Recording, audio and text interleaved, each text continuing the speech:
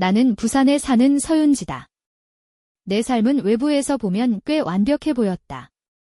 사랑스러운 아들 태민이, 예술가로서의 내 커리어, 그리고 성공한 남편 이준호까지.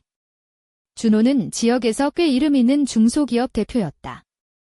나 또한 그림을 그리며 작품을 전시하고 판매하는 나름대로 인지도가 있는 화가였다. 내 그림은 부산의 작은 갤러리들뿐 아니라 해운대의 몇몇 카페와 심지어 광안리 해변 근처의 호텔 로비에도 걸려 있었다. 준호도 내 작품을 아끼고 응원하는 듯 보였다. 적어도 겉으로는 나는 늘 믿었다. 우리의 결혼 생활은 흔들리지 않을 것이라고. 그가 나를 배신할 리 없다고. 물론 주변에서 가끔 수군거리는 소리가 있긴 했다. 준호 씨, 요즘 좀 바쁜가 봐요. 서윤지 작가님, 남편분이 요즘 좀 이상하대요. 이런 말들 말이다. 하지만 나는 그저 부산 바닷바람 타고 오는 헛소문이라며 웃어넘겼다. 그러다 어느 날 마치 드라마 속 한 장면처럼 그가 다른 여자와 있는 걸 직접 목격했다.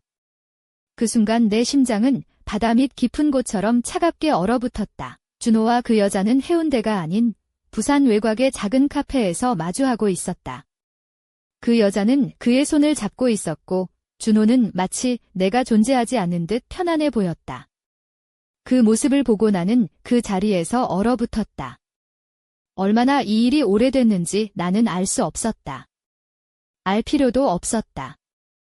이제 우리 사이에 남은 것은 아무것도 없다는 사실만 분명했다. 함께 살 수 없었다. 오직 한 가지 길, 이혼뿐이었다. 하지만 이혼을 결정하는 것은 쉬운 일이 아니었다. 특히 태민을 생각하면 더더욱. 아버지가 없는 세상에서 자라는 건 분명히 힘든 일이니까. 그리고 준호는 예상대로 침착했다. 그는 이혼. 그게 그렇게 간단하겠어? 라는 표정으로 나를 바라보았다. 그가 한 말은 충격적이었다.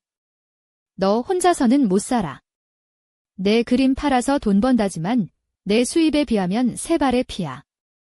시간이 지나면 나한테 다시 돌아올걸. 마치 내가 그에게 빚진 사람인 양, 내가 의존해야 할 존재인 양 말이다. 나는 그의 말에 맞서 싸울 힘이 없었다. 그가 언제나 자신이 옳다고 믿는 사람이라는 걸 알고 있었기 때문이다. 그의 말대로라면 내가 그를 떠난다는 건 내 인생의 끝이라는 의미였다. 이혼 소송이 시작되기 전 매일 밤 나는 작업실에 앉아 붓을 들었지만 감정을 담아내지 못했다. 바다를 스케치하려 해도 마음속 폭풍 때문에 선 하나 제대로 그리지 못했다. 이혼 재판 날이 다가왔다.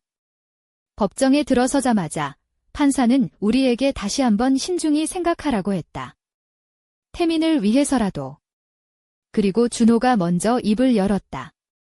그는 냉소를 머금고 나를 바라보며 3분만 줘. 이혼하지 말라고 설득해 봐라고 했다.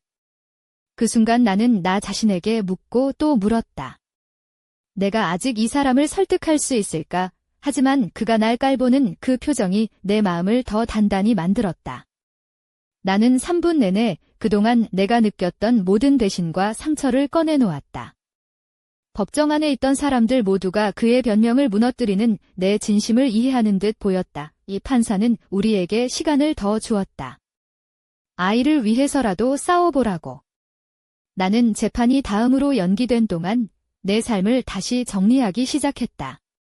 부산 서면 근처의 작은 아파트에 새로 작업실을 마련했다. 세 번째 방은 내 작업실로 쓸 예정이었다. 그림은 나에게 단순한 취미가 아니라 내 영혼의 일부였다. 늦은 밤 불이 켜진 작업실에서 나는 붓을 든 채 다시 태어나고 있었다. 다음 재판날, 준호는 단순한 이혼이 아니라 내 모든 재산을 빼앗으려 했고 심지어 태민과의 면접권까지 박탈하려 했다. 그의 변신은 충격적이었다. 겉으로는 완벽한 가장이었지만 속은 썩은 감자처럼 썩어 있었다. 나는 법정에서 차분히 내 입장을 펼쳤다. 판사는 내 진심을 받아들였다. 재판은 또다시 연기되었고 준호의 분노는 점점 하늘을 찔렀다. 그 사이 나는 친구 민지와 그녀의 남편인 법률회사 변호사 현석에게 조언을 구했다. 현석은 나에게 경험 많은 다른 변호사, 박서준 변호사를 소개해줬다. 그는 보통 성공한 사람들이 찾는 고가의 변호사였지만 나는 우리 아들을 지키기 위해서라면 그 어떤 비용도 감수할 준비가 되어 있었다. 박서준 변호사는 내 사건을 면밀히 검토한 뒤 준호의 치밀한 계획을 경고했다. 준호가 모든 것을 빼앗으려 한다고. 나는 그의 말에 마음이 무거웠다. 준호는 내 변호사가 누구인지 금세 알아냈고 그가 돈을 좋아하는 사람이라는 사실을 알았다. 그래서 다음 날 그가 변호사 사무실로 직접 찾아갔다. 변호사가 제시한 비용은 나조차도 숨이 턱 막힐 정도였다. 하지만 준호는 그가 원하는 대로 모든 것을 얻기 위해서라면 아무리 비싸도 지불할 준비가 되어 있었다. 그가 내 그림 몇 점과 주식으로 벌어들이는 수입을 무시하는 모습에 나는 웃음이 나왔다. 내 그림이 뭘 그렇게 대단하다고 라고 생각하며 하지만 그 변호사는 내게 무언가를 숨기고 있었다. 그의 말은 겉으로는 친절했지만 내용을 볼 때마다 나는 뭔가 이상하다는 느낌을 지울 수 없었다.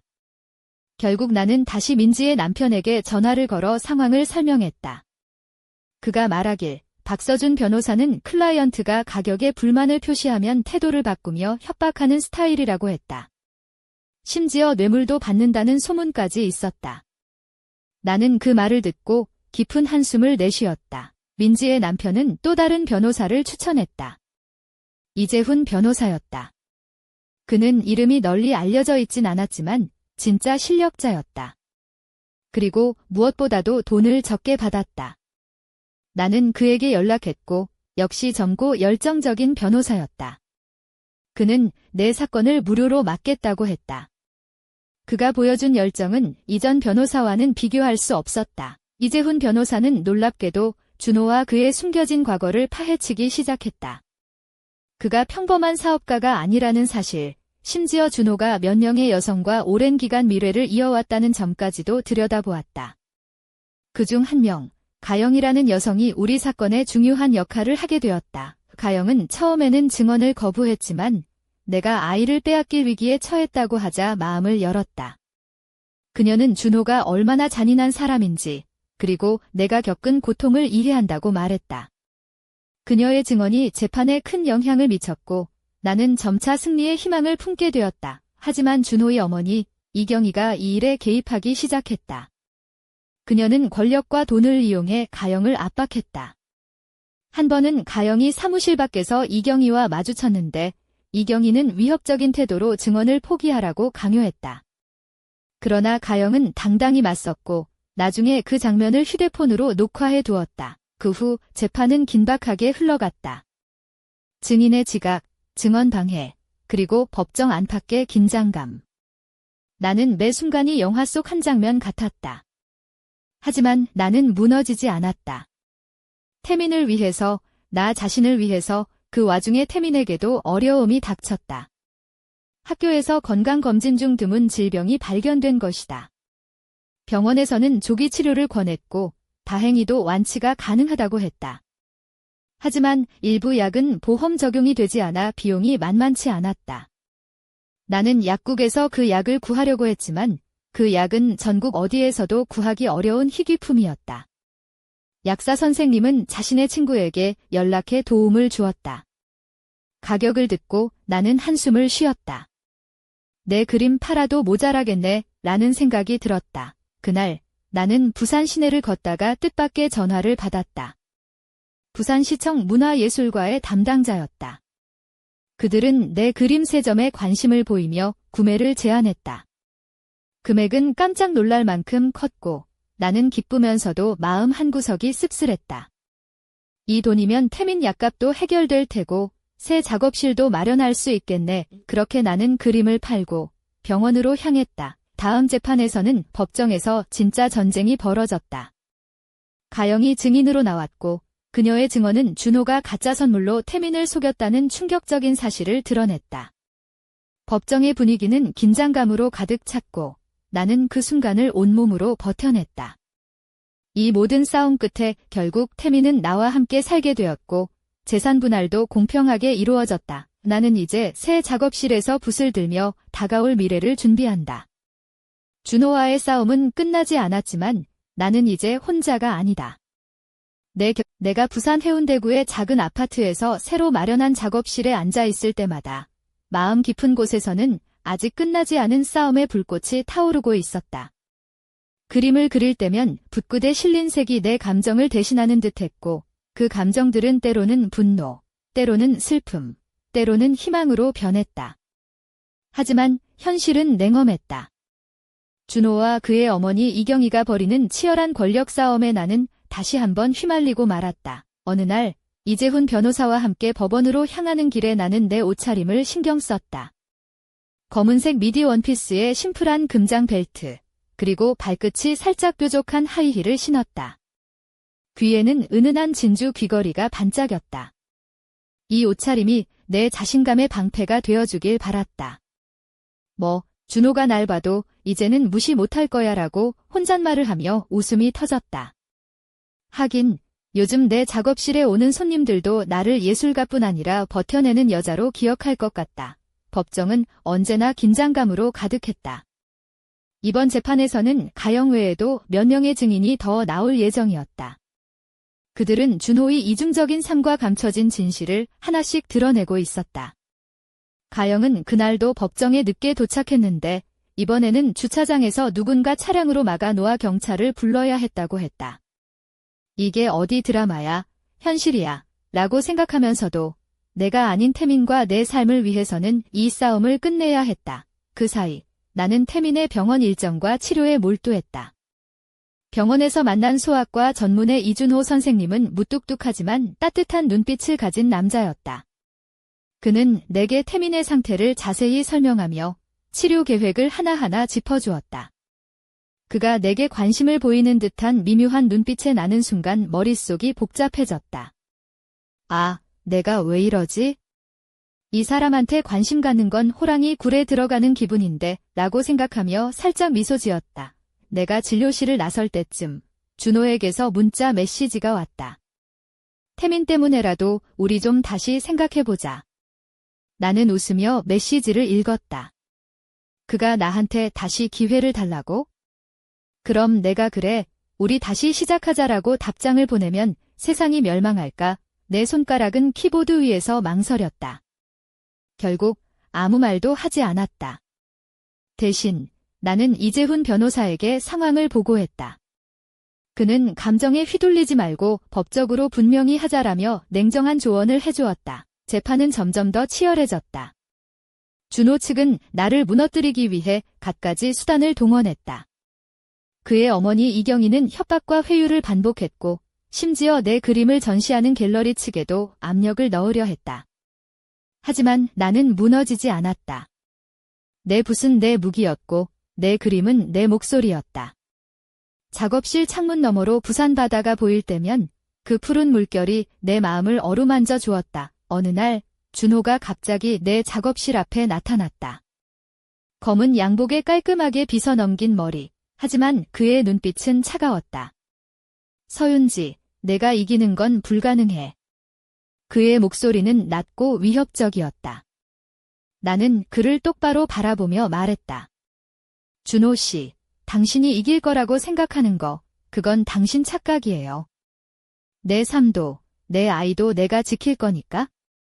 그 순간 그의 눈가에 미묘한 흔들림이 보였지만 그는 곧 다시 무표정해졌다. 그날 밤 나는 작업실에서 새로운 그림을 시작했다.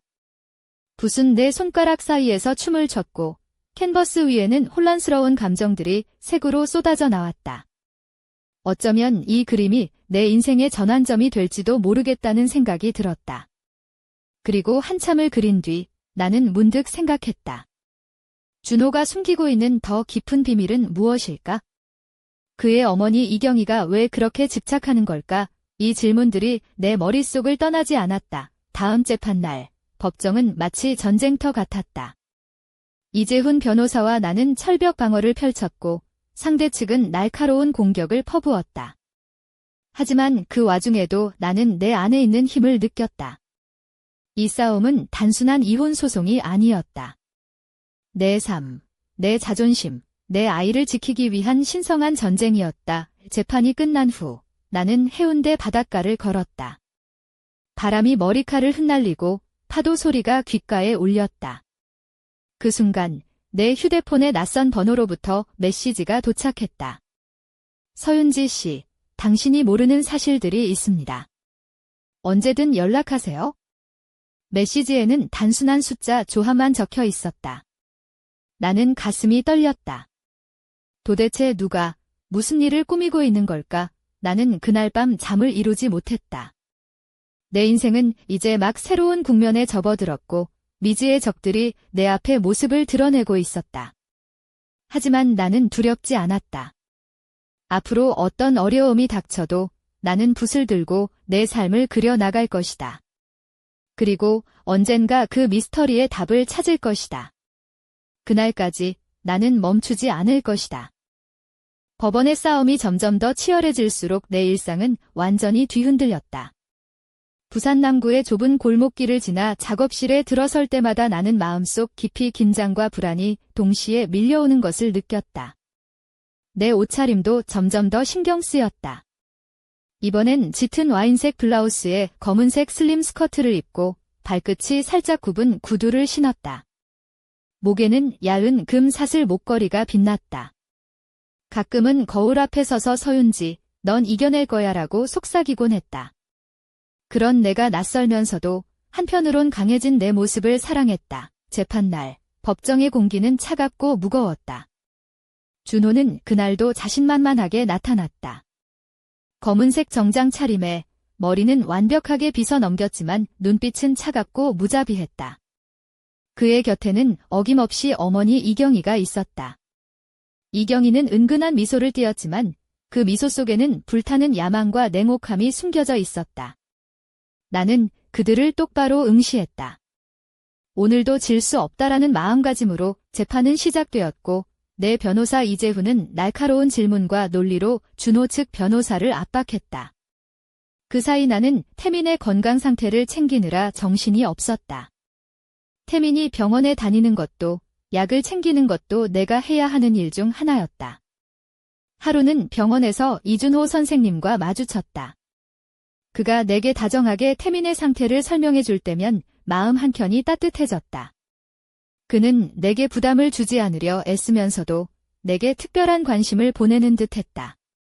나는 속으로 이런 감정, 참 오랜만이네 하며 멋쩍게 웃었다. 그날 저녁, 작업실로 돌아와 새 캔버스 앞에 섰다. 붓을 들고 색을 섞을 때 마음속 깊은 곳에서 묵직한 슬픔과 분노가 터져나왔다. 나는 그림을 통해 내 감정을 표현했다. 캔버스 위에 번져가는 붉은 빛과 검은 그림자가 마치 내 마음을 대변하는 듯했다. 그 순간 내 휴대폰 화면에 낯선 메시지가 떴다. 서윤지 씨, 당신이 모르는 진실이 있습니다. 조심하세요. 어딘가 서늘한 느낌이 들었다. 누군가 내 뒤에서 조용히 움직이고 있었다. 이 며칠 후 나는 이재훈 변호사와 함께 새로운 증인을 만났다. 그녀는 준호와 이경희가 감추려 했던 또 다른 비밀을 알고 있었다. 그녀의 증언은 재판에 충격적인 반전을 가져왔다.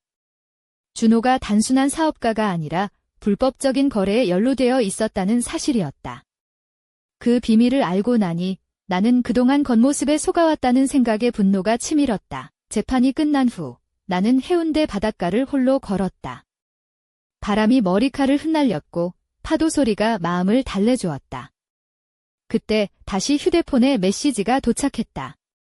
곧 모든 것이 밝혀질 것입니다. 준비하세요. 나는 깊은 숨을 들이쉬며 결심했다. 어떤 위협이 닥쳐도 나는 아이와 내 미래를 지키기 위해 끝까지 싸울 것이다. 그날 밤 작업실 창문 너머로 부산의 불빛이 반짝였다. 내 마음속에는 아직 풀리지 않은 수수께끼가 남아있었다. 준호와 그의 어머니가 숨기고 있는 진짜 이야기는 무엇일까? 나는 그 답을 찾기 위해 다시 붓을 들었다.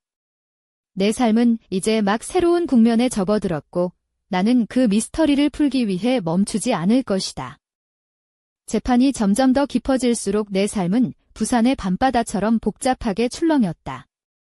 해운대의 찬바람이 내 피부를 스치듯 준호와 그의 어머니 이경희가 던지는 협박과 압박도 내 일상 곳곳을 파고들었다. 어느 날 나는 작업실로 향하는 골목길에서 누군가 내 뒤를 조심스럽게 따라오는 느낌을 받았다. 뒤돌아보니 아무도 없었지만 심장은 마치 부산항의 조수처럼 빠르게 뛰었다. 이게 다 뭐야? 왜 이렇게 내 삶이 미로같지? 라는 생각에 나는 잠시 멈춰서서 깊게 숨을 들이켰다. 그날 나는 밤늦게까지 작업실에 남아 새로운 그림을 그렸다. 검은색 실크 셔츠에 짙은 청바지를 매치하고 발끝이 살짝 뾰족한 앵클부츠를 신었다. 손목에는 은빛 얇은 팔찌가 반짝였고 머리카락은 자연스럽게 풀어져 있었다. 붓을 잡은 손끝에서 느껴지는 긴장감과 떨림은 어느새 그림 속으로 스며들었다.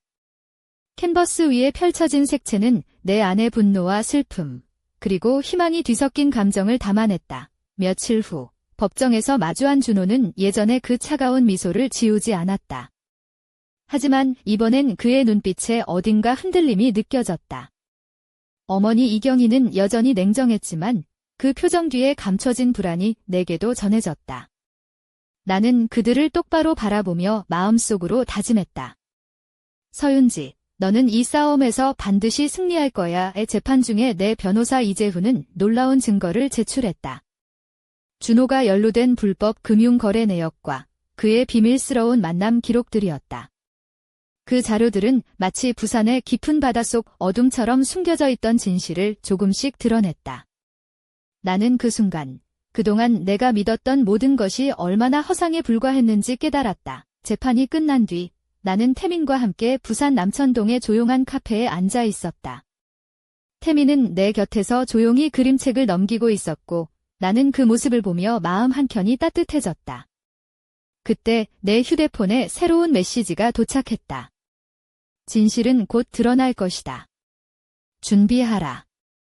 이번엔 익숙한 번호가 아니었다. 나는 깊은 한숨을 내쉬며 창밖의 바다를 바라보았다. 밤이 깊어갈수록 내 마음속 의문은 더 커졌다. 준호와 이경희가 숨기고 있는 마지막 비밀은 무엇일까? 그리고 그 비밀이 밝혀지면 우리 가족의 운명은 어떻게 바뀔까? 나는 붓을 들고 다시 캔버스 앞에 섰다. 내 삶의 다음 이야기를 그려야 할 시간이었다. 부산의 바람이 내 머리칼을 흔들었고 나는 그 바람 속에 내 미래를 맡겼다. 이 싸움은 끝나지 않았다. 이제 막 시작일 뿐이었다. 재판이 길어지면서 내 일상은 완전히 무너졌다. 부산 사하구의 낡은 아파트에서 태민과 둘이 지내는 시간이 많아지자 나는 점점 더 외로워졌다. 어느 날은 작업실에서 그림을 그리던 중 문득 내 손목에 감긴 은색 팔찌가 반짝였다. 누군가 준 선물이 아니라 내가 스스로에게 건네는 작은 응원 같았다. 서윤지, 넌 혼자가 아니야. 그런 생각에 잠시 눈물이 고였다. 법정에서는 준호와 그의 어머니 이경희가 더욱 교묘하게 나를 압박했다. 그들은 내 주변 사람들에게까지 접근해 협박하려 했고 내 그림 전시회장에도 불쑥 나타났다. 그때 나는 짙은 남색 원피스에 검은 스타킹, 그리고 발끝이 살짝 올라간 구두를 신고 있었다. 긴 머리는 자연스럽게 흩날렸고 목에는 진주 목걸이가 은은하게 빛났다. 그 모습이 내가 가진 마지막 무기임을 알았다. 내 변호사 이재훈은 이번 재판에서 또 다른 증인을 불러냈다. 그의 증언은 준호가 감춰온 또 다른 범죄 행각을 폭로했다. 나는 그 말을 들으며 머릿속이 복잡해졌다. 이 사람, 대체 어디까지 나를 몰아붙이려는 걸까? 하지만 동시에 마음 한구석에서는 작은 희망이 싹텄다. 진실이 드러나면 모든 것이 달라질 거라는 믿음이었다. 태민의 건강도 점점 좋아지고 있었다. 병원에서 만난 이준호 선생님은 여전히 다정했고 가끔 내게 건네는 미소는 따뜻했다. 그가 내 곁에 있다는 사실은 나에게 큰 위안이 되었다. 하지만 나는 그 감정을 쉽게 인정할 수 없었다. 내 마음이 아프기 전에 먼저 아이를 지켜야 한다. 마음속 경계심이 늘 함께했다. 어느 늦은 밤, 작업실에서 그림을 마무리하던 중 내 휴대폰에 다시 낯선 메시지가 도착했다. 모든 진실이 곧 밝혀질 것이다. 준비하라. 이번에는 번호도 문구도 더욱 섬뜩했다. 나는 숨을 깊게 들이쉬며 창밖의 부산 야경을 바라보았다. 빛나는 도시의 불빛 속에 감춰진 비밀들이 떠올랐다. 그날 밤, 나는 붓을 놓고 천장을 바라보았다. 내 마음속 깊이 자리 잡은 의문들이 점점 선명해졌다. 준호와 그의 어머니가 숨기고 있는 진짜 비밀은 무엇일까? 그리고 그 비밀이 밝혀지면 내 삶과 태민의 미래는 어떻게 바뀔까? 나는 다시 한번 다짐했다. 어떤 일이 있어도 나는 끝까지 싸울 것이다. 내 삶의 화폭 위에 그 어느 때보다 강렬한 색을 칠할 준비가 되어 있었다. 부산의 바람이 내 창문을 흔들었고 나는 그 바람 속에서 새로운 희망을 느꼈다.